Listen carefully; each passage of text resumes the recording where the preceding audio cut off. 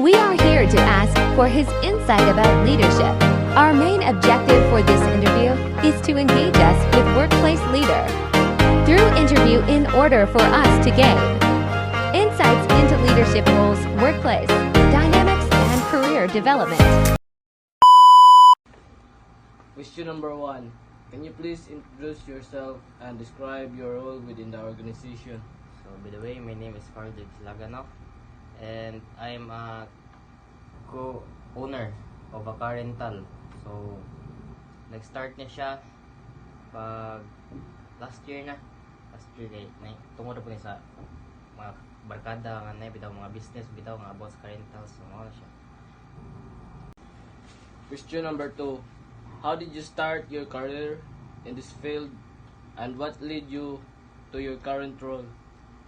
So, nag-start niya siya start niya siya pag last year na. Kay tungod na sa mga friends nga mga nabitaw mga car rental bitaw na mo to nainganyo ko mo to gingnan akong papa nga like kuha ta unit. So digid sa kuha nga pangalan ng kuan ang business ng papa yun owner ko murag kuan ba murag assistant bitaw na. So mo siya mo to nainganyo ko tungod sa mga friends kay nakuan ko unsay mga kitaan sa kuan mga rentals like kuan profits lag sa in 1 month there 40 plus 40 ka pin. So naman siya kuan pa man nag monthly sa scanan kaya ang car dili siya basta-basta i-cash pagkuha sa kumpanya. So inutang ng scanan then after na ang monthly na dito ra magkuha sa profit sa kuan na sa giabangan na. So mag-profit na sila na 40 plus then kuhaan og monthly sa car then after na napugay dapat taguan pang kuhaan nimo pang gasto-gasto like maintenance sa kanan. So di magina monthly ang maintenance for every 3 months mo na. So maro to, thank you. So, how do you handle conflicts or challenges within your team or organization? Conflicts, how can you handle Conflicts or challenges within your team. so, conflicts, about na conflicts no naamboy na away like dili magkasabtanay sa organization no nambi na. So about ana dapat para ma-reduce na dito dapat magkuan or kami mga owners like ana dapat di i-pressure ang mga trabahante, di i-pressure no kay dira malain mo ng mga trabahante ana. So bali imo ka istoryahan mo tarong para unsay kuan unsay mga dapat pambuhaton nila in a polite way para di malain. Then sa challenges, about sa challenges nang binay sometimes sa rentals ana nang binay kuan like uban dili mauli ang sakyanan nya di marimit ang tarong ang kwarta.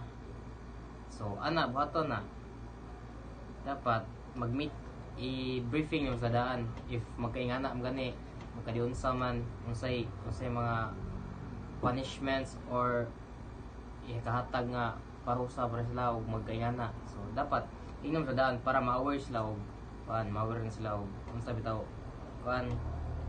para ma-aware na sila og pwede lang mabuhat na ba kaya naman sila awareness na sila kanang ngani day buhaton day magkadiunsa mo ni ang car. So wala siya. What advice would you give to someone aspiring to our leadership role in this field? So advice lang nako dapat as a leader you must respect your employees no hindi ang magsugod ang tanan respect. So dapat istorya ka sa mga kuan sa imong mga employees in a polite way kay kabawta ang tao dali ra masakitan if imo ganing yawag daghan dali ra masakitan. So respect ra gyud ano siya kuan squad kilang dapat turingon mo sila pantay equal. Lastly, how do you maintain a work-life balance and what are your hobbies or interests outside of work?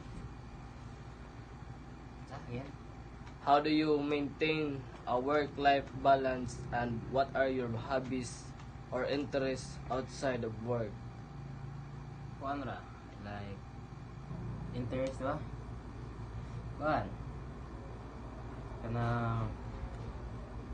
para ma-balance, kuan ra siya. Hindi ka magpalabihan ng trabaho niyo. Dapat give some time sa imong kuan pod, sa imong self, like duwa ka na or kuan para di po ka ma-stress ba kay trabaho mo ka-stress mo gini. Nambi mga kuan challenges sa trabaho, so dapat i-balance mo, make a schedule ana. So abot pud sa mga interest sa laing kuan sports ana. So mo siya.